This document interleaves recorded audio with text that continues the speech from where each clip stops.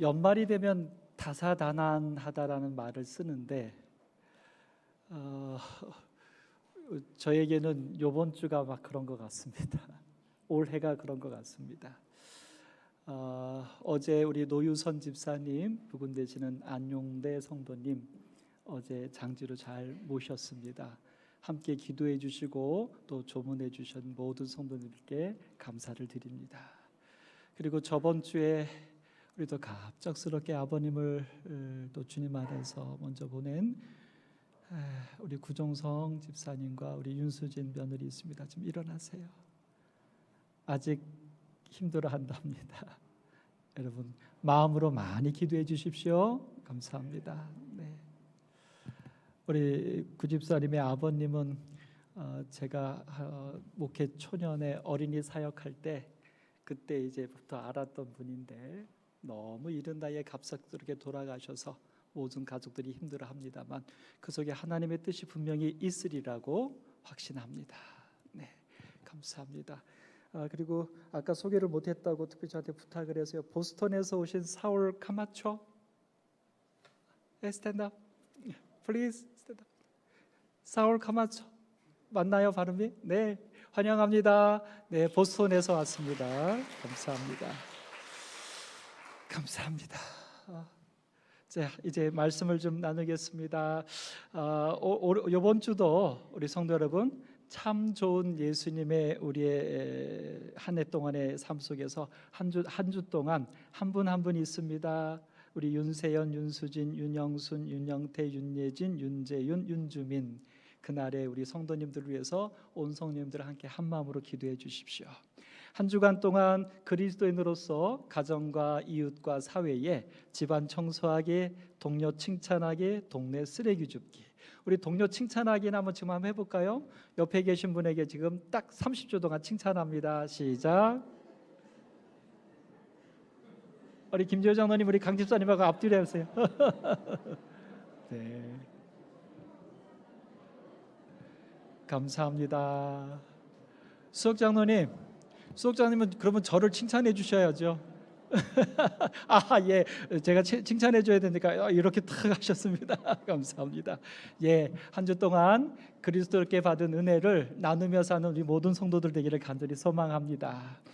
2025년도 참 좋은 예수님이라는 주제로 한 해를 보내고 있습니다. 오늘은 24번째 시간, 내 생각은 어떠하냐. 우리가 그리스도인으로 살아가면서 우리의 세상의 삶을 살아가면서 우리는 많은 순간 어떤 생각과 판단을 하게 됩니다. 과연 우리가 하는 그 생각과 판단은 어떠한지 예수님은 오늘 우리에게 질문하십니다. 특별히 그 장면은 마태복음 17장 23절에 보면 예수님께서 선교의 중심지인 가버나움에 오셨을 때입니다. 그곳에 예수님과 제자들이 다시 들어왔을 때 반세겔 받는 자들이 베드로에게 찾아와서 질문을 합니다. 근데 왜 하필이면 베드로냐면 이 가버나움에는 베드로의 집이 있었습니다. 그래서 이 가버나움에 오기만 하면 그 베드로의 집을 그들의 쉼터로 사용하고 있었고, 그래서 오늘 그 집주인인 베드로에게 이 사람들이 질문하는 것입니다. 근데 이 사람들은 누구로 표현하냐면 반세겔 받는 자들이라고 말합니다. 여기 반세겔은 성전에 드려지는 세금입니다.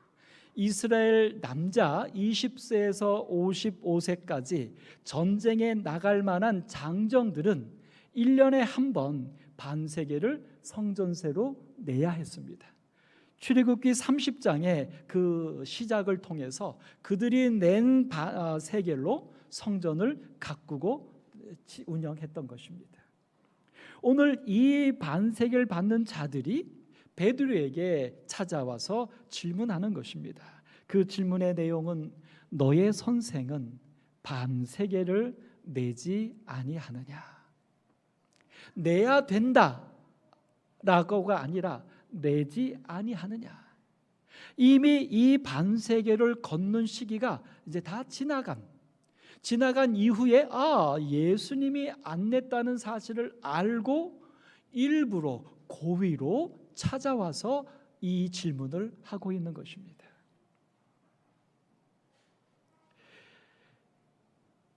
이 반세겔의 가격은 오늘날로 말하면 이틀치 품삯이라고 말하고 있습니다.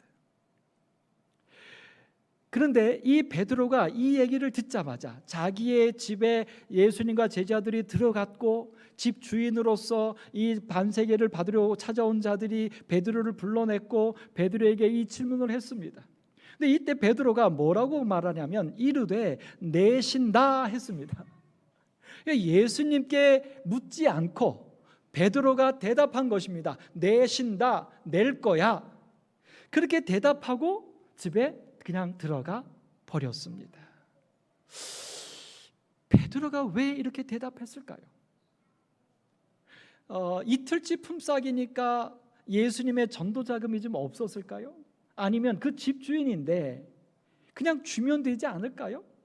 근데 주지 않고 예수님께 묻지도 않고 내실 거야 라고 말하고는 획 뒤돌아서 들어가 버린 것입니다. 우리는 이 베드로의 선택에 대해서 생각해 보게 됩니다. 이 베드로의 모습에 대해서 우리는 생각해 볼 수 있습니다. 첫째로는 쌀쌀맞다는 겁니다. 이미 낼 시기가 지나서 다시 그들이 수고스럽게 찾아온 것입니다. 그렇다면 우리가 미처 어디를 다니느라 못 냈다고 이렇게 미안함을 표현해야 되는데 내신다 그리고 들어가 버리는 것입니다. 더더군다나 예수님의 제자입니다. 안 믿는 사람들, 죄인들, 악인들까지 찾아다니면서 오히려 그들에게 사랑하고 그들에게 정성을 베풀어야 할 베드로인데 더더군다나 집의 주인으로서 생각하기에 따라서 너무 쌀쌀하게 대답합니다. 왜 그래? 그리고 이 대답을 보면 여유가 보이지를 않습니다. 그거 우리가 안 냈어? 내야 돼? 내지는 우리가 깜빡 못해서 못 냈어? 상황 설명이 전혀 없이 그냥 말하자마자 내신다 그리고 뒤돌아선 모습으로 보여지는 것입니다. 여유가 없습니다. 유도리가 없습니다. 그리고 집 주인의 관점에서는 오리를 가자면 십리를 가라고 가르치셨던 그 예수님의 제자로서는 오늘 이 사람들에게 어떤 미안하다는 등 아니면 잠깐 물이라도 마시고 가라는 등 어떻게 보면 그리스도인으로서 당연히 했어야 할 정의 모습이 전혀 보이질 않습니다. 마치 원수를 대하는 것처럼 못 만날 사람을 대하는 것처럼 베드로는 내신다 하고 뒤돌아서 들어갑니다. 왜 그랬을까요? 오늘 예수님께서는 여러분과 저에게 묻습니다. 내 생각은 어떠하냐? 오늘 여러분과 저는 누군가가 나에게 그들의 권리라고 생각하는 것을 요구해 올 때, 아니 우리가 생각지 않은 누군가가 갑작스럽게 나한테 다가올 때 여러분과 저는 어떻게 대하고 계십니까? 오늘 정말 누구를 믿기 어려워져 가는 세상, 핸드폰에 전화가 올 때에 내 핸드폰에 기록되지 않은 번호는 받아서는 안 되는 세상,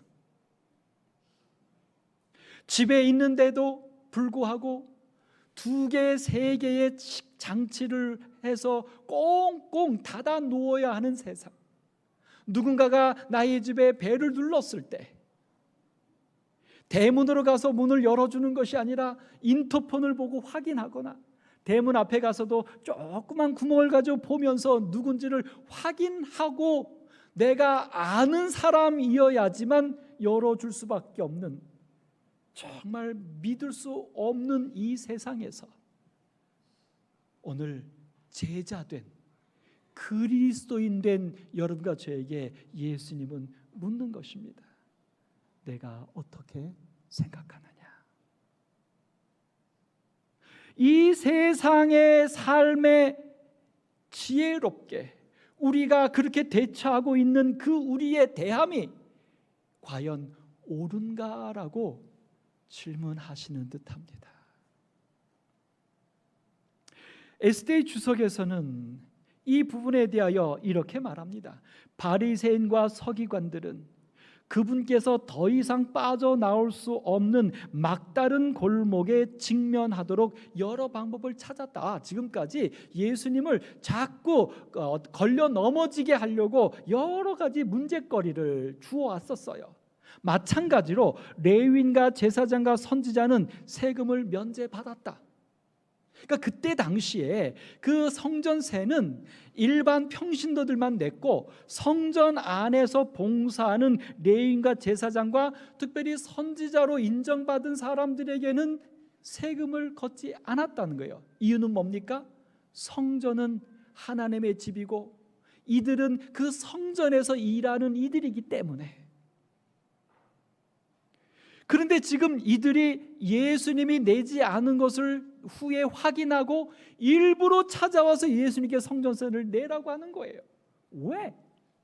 여기 그 의미를 이렇게 말합니다. 세금을 내지 않는 것은 성전에 대한 불충성을 의미할 것이니까, 만약 안 내겠다고 하면 성전을 모독했다라고 하면서 예수를 책잡을 수 있는 거고, 그 다음에 반대로 세금을 내면 예수가 자신을 세금을 면제받는 당연한 선지자로 자기 스스로 자기를 선지자라고 여기지 않게 되는 거니까. 그래서 오늘 찾아와서 일부러 세금을 내지 않았다는 사실을 말했다는 것입니다. 참 교묘합니다. 아마도 베드로는 이들의 질문의 목적을 알았던 것입니다. 그래서 그들에게 쌀쌀하게, 그들에게 여유롭게, 그들에게 정스럽게 대답해 줄 수가 없었던 것이죠. 그러나 그래서 베드로는 내신다라고 돌아섰습니다. 근데 사실 여러분, 이 베드로의 번뇌는 또 하나가 있어요. 분명히 베드로도 알았습니다. 선지자는 안 내도 됩니다. 근데 사실 여러분, 바로 오늘 이 장면 전에 마태복음 16장에서 예수님께서 제자들에게 질문하셨어요. 사람들이 나를 누구라 하느냐? 그때 사람들이 예수를 적어도 선지자라고 말했던 거예요. 그러니까 예수는 세금을 안 내도 되는 것입니다. 그래서 베드로가 내신다라고 대답은 했지만 스스로도 석연치 않았던 거예요. 이 내야 되나? 스스로도 고민이 됐던 거죠. 근데 더더군다나 이렇게 얘기한 이후에 예수님은 제자들에게 질문하죠. 너희들은 나를 누구라 하느냐? 그때 베드로에게 하나님이 임재하셔서 주는 그리스도시요 살아계신 하나님의 아들이라고 고백했습니다. 예수님도 인정하셨고요. 그러니까 이 베드로는 예수는 단순히 세금을 내지 않아도 되는 선지자일 뿐만 아니라 오히려 예수는 누굽니까? 그 성전의 주인이에요. 하나님의 아들이니까. 베드로가 이것을 고백했던 것입니다. 그러니까 베드로가 예수님이 성전세를 내야 돼, 안 내야 돼? 순간적으로 생각해 보지 않았기 때문에 답을 낼 수가 없었던 거죠. 더더군다나 이 하나님의 아들이라는 고백 이후에 베드로가 예수님에게 사단아 물러가라라고 하는 지적을 받았지만 그 후에 분명히 오늘 이 본문이 시작되는 마태복음 17장 1절로부터 보면 그 베드로는 무엇을 목격하냐면 자기가 하나님의 감동하심으로 고백했던 그 예수님의 참 모습, 살아계신 하나님의 아들이신 것을 변화산에 변화되신 하나님의 아들의 모습을 보았던 거예요. 목격한 것입니다. 이 목격한 이후에 오늘 이 장면이 일어나고 있는 것입니다. 그러니까 베드로가 성전세를 예수님이 내야 되나 안 내야 되나 그동안 생각도 안 해봤는데 갑작스러운 요청을 받게 되니까 순간적으로 번뇌가 되는 거예요. 내야 돼? 말아야 돼? 선지자신데?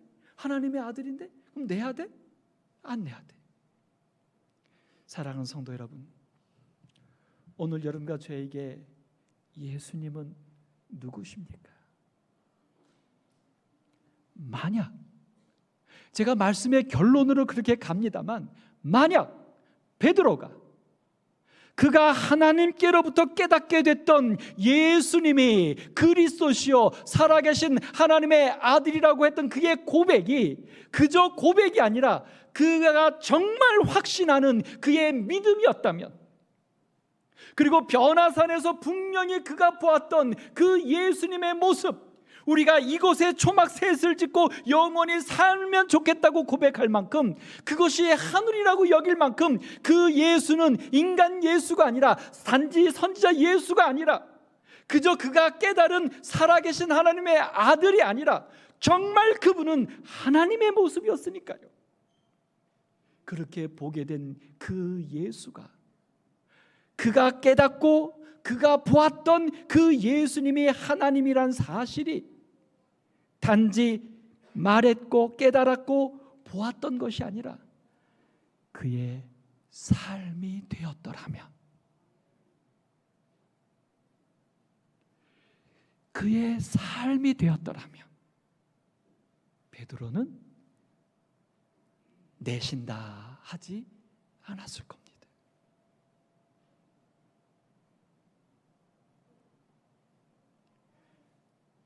성도 여러분, 오늘 여러분과 저는 이런 질문 앞에 무엇이라고 대답하실 수 있으십니까? 오늘 우리에게 물으십니다. 오늘 예수님께서 베드로의 집에 먼저 들어가 계셨죠. 이제 이 베드로가 갑작스러운 황당한 질문을 받고 뭔가 띵한 상황에서 집으로 들어옵니다. 근데 여기 재미난 표현이 나와요. 베드로가 들어왔는데 여기 이르되 내신다 하고 집에 들어가니 예수께서 먼저 이르시되. 여러분, 상황이 이렇게 되면 베드로가 어떻게 해야 됩니까? 집으로 들어오자마자 뭐 해야 됩니까? 근데 예수님, 이렇게 요청하는데 예수님이 내셔야 됩니까? 안 내셔야 됩니까? 내가 깨달은 예수님은 선지자일 뿐만 아니라 하나님의 아들이신데 주인 되시는 예수님이 성전의 세를 내야 됩니까? 안 내야 됩니까? 물어야 되지 않겠어요? 근데 여기 성경에 보면 예수님이 먼저 베드로에게 말했다는 표현을 보면 우리가 생각해 볼 수 있죠. 베드로가 들어왔는데 이것에 대해서 함구하는 것입니다.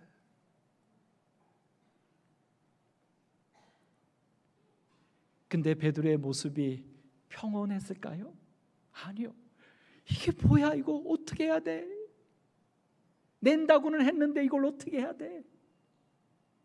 근데 여기 멋진 예수님이 나옵니다. 정말 베드로가 깨달았고 베드로가 보았던 그 예수님, 그리스도시고 하나님의 아들인데 살아계신, 베드로와 함께 하시는, 우리와 함께 하시는 그리스도요 하나님을 오늘 여기서 보게 됩니다. 아멘. 무엇이냐면 예수께서 먼저 이르시되, 예수님이 아신 거예요. 베드로의 이 상태를, 베드로의 이 번뇌를 예수님이 아시는 거예요. 아멘. 그분은 그냥 명목상의 그리스도요 예언상의 그리스도가 아닙니다. 그분은 그냥 하나님이요 창조하는 능력이 있는 전능자가 아닙니다.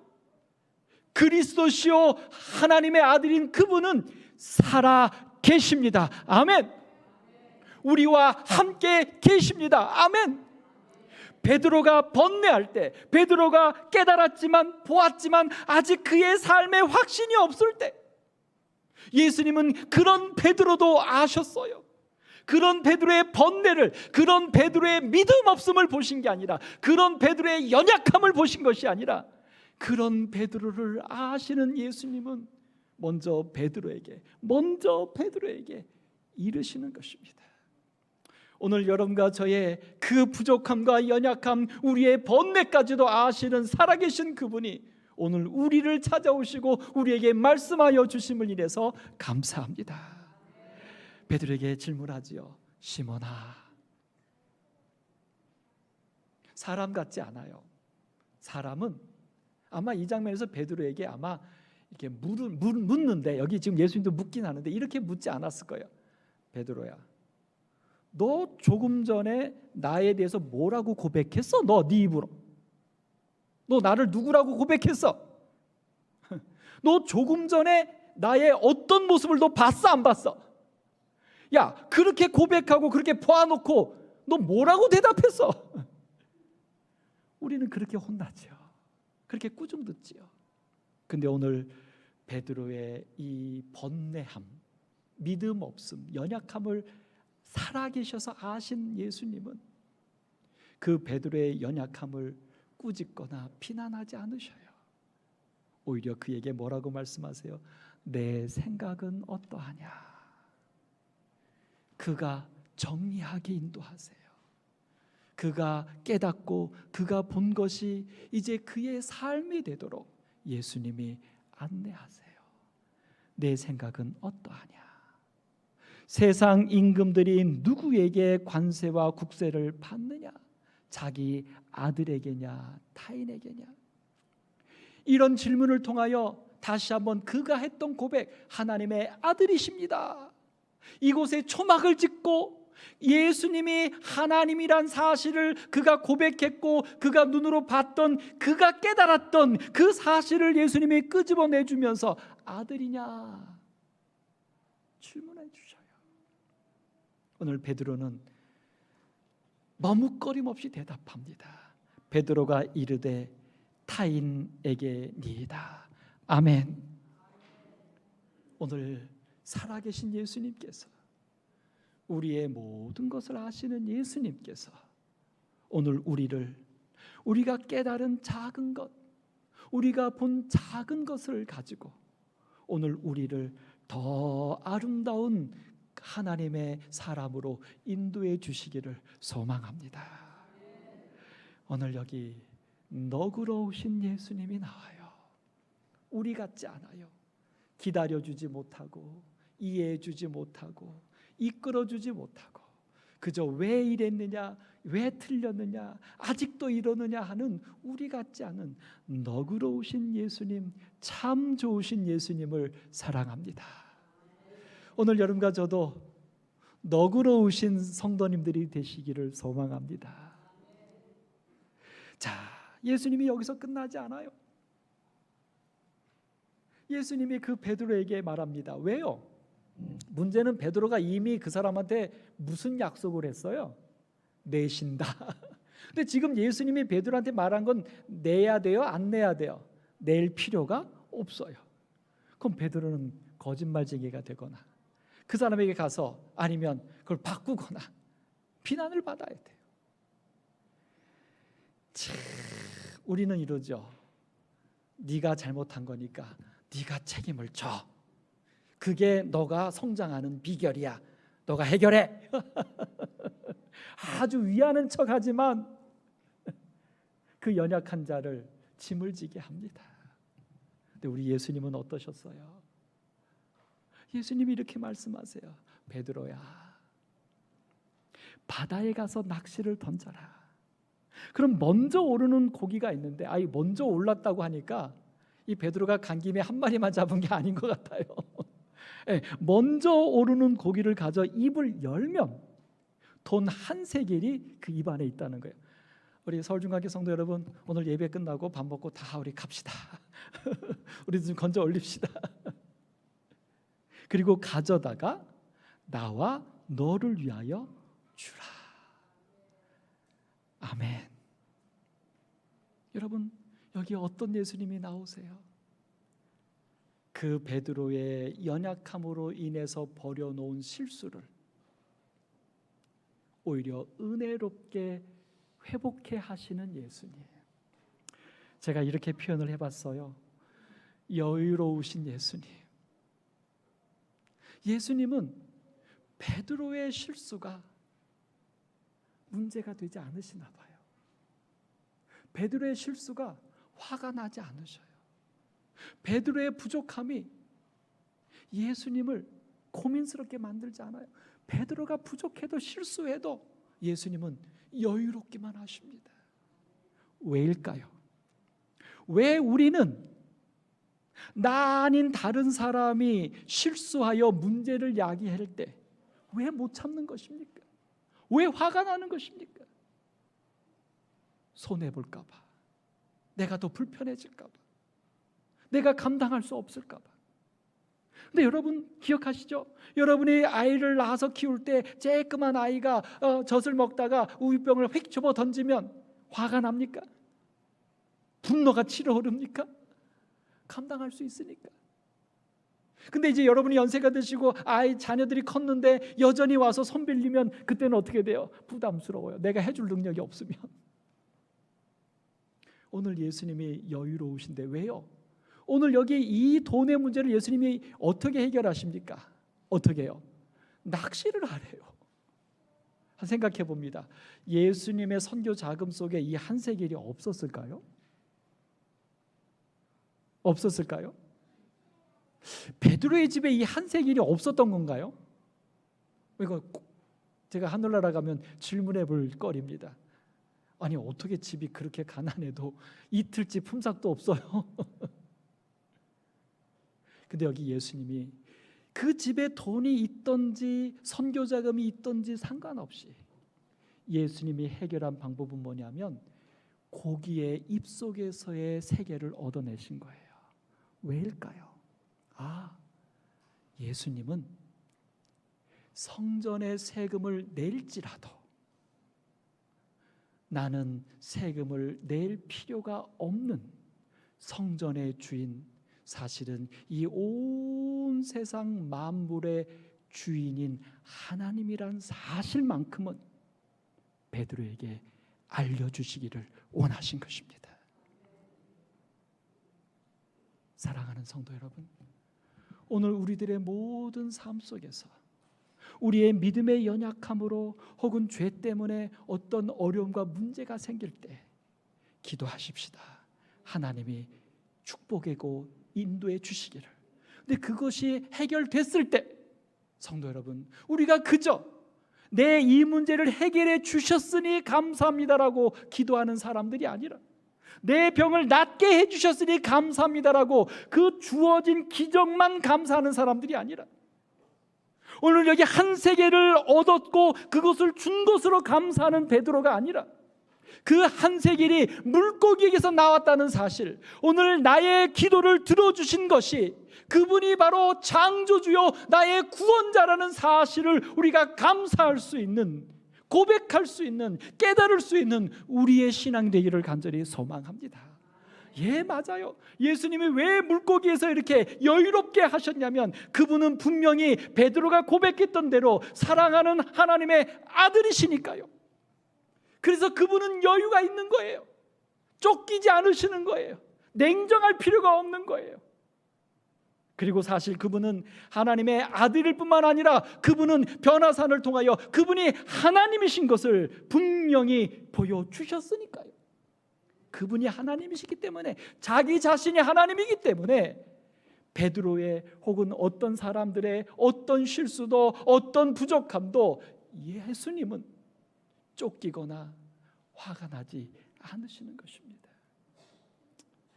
오늘 여러분과 저도 신앙생활하면서 사실은 산상수훈에 있는 그 멋진 설교, 대접률이라고 황금률이라고 하는 설교를 볼 때 여러분은 어떻습니까? 막 아멘이 되십니까? 은혜가 넘쳐나십니까? 네, 처음에 나오는 그 성령의 9가지 열매 막 나올 때 여러분 막 행복하십니까? 네. 그리고 또 그 중에 이제 40절에 이런 말씀이 나와요. 또 너를 송사하여 속옷을 가지자 하는 자에게 겉옷까지 가지게 하며. 요 말씀이 다 어디에 있는 거예요? 예수님의 말씀 중에 금쪽 같다고 말하는 황금률이라고 말하는 산상설교의 내용입니다. 자, 제가 여러분에게 설교를 하는데 이렇게 말해요. 서울중앙교 성도 여러분, 여러분에게 누군가가 고소하거나 억울하다고 말하는 사람이 있으면, 그러면서 속옷이 내 거라고 막 억지를 부리는 사람이 있으면, 여러분 그 사람과 재판하지 말고 소송하지 말고 속옷은 물론 겉옷까지 주세요. 제가 오늘 설교했습니다. 지금 당장 하십시오. 여러분 아멘 하실 겁니까? 아이고 큰 소리 나왔어요. 그분 누구세요? 혹시 제 거 가져간 거 없어요? 제가 가서 막 고소할 겁니다. 억지로 막. 그럼 주셔야 돼요. 윤 집사님, 제가 막 내 거라고 고집피면 주셔요. 재판 걸지 말고. 아이 부자 됐다. 그럼 두 번째가 뭐냐면 이거예요. 또 누구든지 너로 억지로, 그러니까 가야 할 이유도 없고 관계도 없어요. 억지로 오리를 가라고 해요. 그러면 어디까지 가래요? 그 사람과 심리를 가래. 제가 오늘 비도 쭉쭉쭉 오는데 성도님들, 오늘 제가 오후에 여기 인왕산을 못 가봤는데 오늘 제가 꼭 가고 싶습니다. 저는 비 오는 날 가는 걸 너무 좋아합니다. 우리 장로님들 같이 가십시다. 우리 장로님들 대답하세요. 가시겠습니까? 한 분도 대답 안 하시네. 이 말씀이 그런 얘기예요. 근데 이 말씀이 산상설교예요. 황금률이래요. 예수님의 설교의 명설교라고 말해요. 여기 42절에 말해요. 내게 구하는 자에게 주며 내게 꾸고자 하는 자에게 거라지 하지 말라. 43절 또 내 이웃을 사랑하고 내 원수를 미워라 하였다는 것을 너희가 들었으나 나는 너희에게 이르노니 너희 원수를 사랑하며 너희를 핍박하는 자를 위하여 기도하라고 말해요. 아멘입니까? 근데 지금 그 아멘은 뭐냐면 그렇게 하면 좋겠습니다지 내가 그렇게 하겠습니다 아멘입니까? 우리 시무자노님 이렇게 하시겠습니까? 안 하시네요. 제가 하시겠다고 대답하면 제가 끝나자마자 내려가서 꼬집으려고 그랬어요.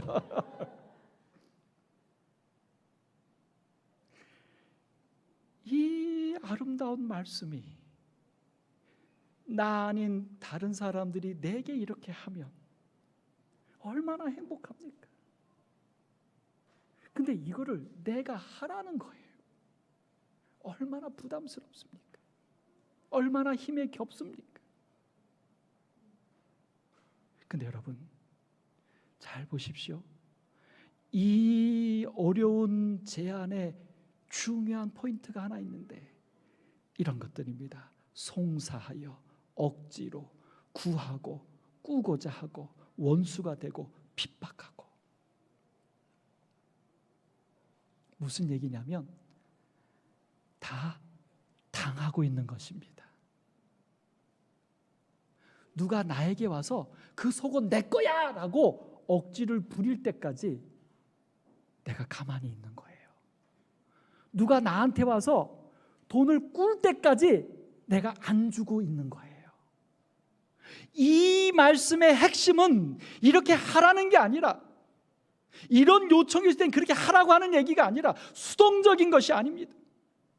수동적이 되니까 힘이 들어요.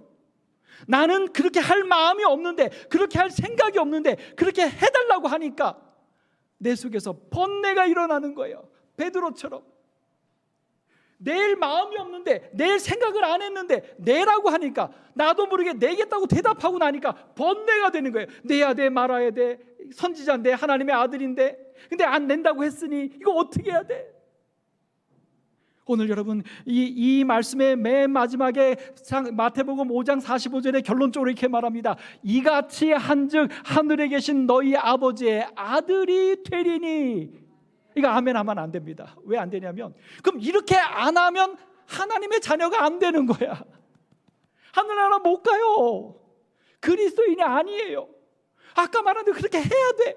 그러니까 이 말씀을 딱 읽으면 아멘이 나오는 게 아니라 솔직히 저는 내가 어떻게 하나님의 아들이 돼? 근데 여러분, 이 말씀이 산상설교라고요, 황금률이라고요, 예수님의 명설교라고요. 하나님의 사랑과 구원에 대한 깊은 진리가 다 함축되어 있는 말씀이라고요. 지금 여러분과 제가 이 문자 그대로 읽은 이 내용이 아니라는 것입니다. 잘 보십시오. 쉬운 성경에는 바로 이 부분, 하나님의 아버지의 아들이 된다라고 이 부분을 이렇게 설명합니다. 그러면 너희가 하늘에 계신 아버지의 아들이 될 것이다. 같은 내용이에요. 그런데 여러분, 현대인의 성경에는 이 부분을 어떻게 해석해 놓고 있냐면, 그렇게 하는 것이, 이제 아멘할 준비하십시오. 그렇게 하는 것이 하나님 아버지의 자녀된 도리이다. 아멘. 왜 그렇게 하라고 말씀하셨냐면, 그렇게 해야지만 아들로 삼아주시겠다는 게 아니에요. 그렇게 하는 것이 내 자녀들의 아름다운 마땅한 모습이라는 거예요. 그러니까 이 말씀의 핵심은 뭐냐면, 너 그렇게 해서 내 자녀 돼? 그렇게 안 하면 나는 너를 자녀 아니고 버릴 거야, 이 얘기가 아니라, 얘들아, 너희들이 그렇게 해서 내 자녀, 그렇게 하는 내 자녀가 되어다오. 여러분, 그 식당에 가면 음식을 먹습니다. 음식을 맛나게 먹고 나면 이렇게 빈 접시가 나오고 입술도 닦아서 휴지도 있습니다. 여러분 어떻게 하십니까? 이렇게 하고 일어나시죠. 근데 제가 언젠가부터 습관이 생겼습니다. 이렇게 합니다. 뭐 이 정도까지는 아닐 수 있는데, 그릇들 크기대로 다 첩첩이 쌌습니다. 그리고 사실은 약간 의도적으로 먹을까 말까 고민하는데도 일부러 먹어서 비게 해서 싹 쌌습니다. 그래서 수저도 딱 큰 그릇에 다 집어넣어서 이렇게 하고 일어납니다. 이렇게 딱 시작을 하면 집사람도 씩 웃으면서 같이 합니다. 왜 이렇게 제가 할까요? 어느 날 식당에 갔는데 먼저 먹은 사람들이 일어났는데, 이제 저희가 기다리고 있으니까 그 아주머니들이 치우는데, 사람이 기다리니까 막 정신없이 치우시는데 막 땀을 흘리면서 치우시더라고요. 그래서 제가 그 언젠가부터 밥을 먹으면서 다 먹은 것들을 하나하나 쌓기 시작했어요. 그래서 밥을 다 먹고 먹자마자 일어나지 않잖아요. 좀 우물우물하고 물도 마시고 입도 닦잖아요. 그 한때 그냥 또 할 수 있는 걸 모아 놓는 겁니다. 여러분, 제가 카페를 좀 갑니다. 언젠가부터 카페에서 말씀을 준비하고 생각을 하고 정리합니다. 근데 그래서 저는 카페를 한번 시간을 만들어 가면 몇 시간 있다 나옵니다. 차 마시러 가는 게 아니라. 그래서 이제 그 카페 문 닫는 시간 뭐 8시, 6시 뭐 이걸 보고 갑니다. 그러면 어떨 때 대부분 그때까지 있다 나갑니다. 근데 저가요, 아무 생각 없이 여기 8시에 문 닫지? 그럼 8시까지 버텼습니다. 근데 한 7시 40분이나 30분쯤 되면 그 카페에서 일하시는 알바생 이런 사람들이 하나하나 치우기 시작합니다. 그러다가 이제 쟤를 눈치를 보면서 치우다가 급기야 이제 마대질까지 막 합니다. 그럼 저는 속으로 더 괘씸해서, 아니 분명히 8시까지라고 해놓고 왜 8시도 안 됐는데 저렇게 불편하게 해? 제 속으로 좀 뭐라고 했어요, 솔직하게. 그건 내 당연한 권리다라고 생각을 한 거죠. 근데 어느 날 이제 아이들하고 같이 카페에 가서 그렇게 있었는데, 이제 늦게 갔기 때문에 이제 마감 시간이 다가왔어요. 저는 아무 생각 없이 아이들이랑 늦게 가서 얼마 안 있었기 때문에 그냥 그렇게 시간 꽉 채우려고 앉아 있는데, 갑자기 아이들이 아빠 가요 이러는 거예요. 그래서 제가 야, 이제 온 지 얼마도 안 됐고 우리 비싸게 샀고 아직도 이 시간이 남았는데 더 있어? 그랬더니 한마디 하는 거예요. 아빠, 저기 일하는 알바생 좀 생각해 주세요. 저 일하는 알바생 좀 생각해 주세요. 저 친구들은 싹 치우고 난 다음에야 퇴근할 수 있어요. 제가 그 얘기를 들은 다음에 생각이 좀 달라졌어요. 당연히 내가 페이했고 당연히 약속한 권리다라고 생각했었던 부분들에 대해서 다시 생각해 보게 되는 것입니다. 우리 이런 거 있죠. 여기 지금 대접하는 이 사람은 누군가의 아들이요 딸입니다. 제가 아주 새롭게 다가왔어요. 여러분, 이 재미난 이 알바생 동영상에서 손님들이 다 나가고 다음에 치우다가 갑자기 춤을 춥니다. 얼마나 좋겠어요. 하루 알바 끝나고 이제 자유인데, 그래서 막 춤을 막 추는데 누군가가 늦게, 그 마감 시간이 아직 안 되는지 누가 하나가 들어와요. 보고선 깜짝 놀라서 이거 3,500만 번 찍었다 아주 멋진 영상인데, 사실은 이거 광고였어요. 근데 실제로 이런 장면들이 있기 때문에 그것을 통해서 이 영상을 찍은 거예요. 그러니까 이 알바생들이요, 이 자기 주어진 시간인데 손님들이 만약 다 가면 미리 치우기 시작하는 거죠. 그러면 땡 시간에 퇴근할 수 있는 거예요. 그 얼마나 행복합니까, 그 친구들이. 사랑하는 성도 여러분, 오늘 예수님이 왜 물고기에 그걸 통해서 주게 됐냐면 마태복음 10장 27절에 말해요. 그들이 실족하지 않게 하기 위하여.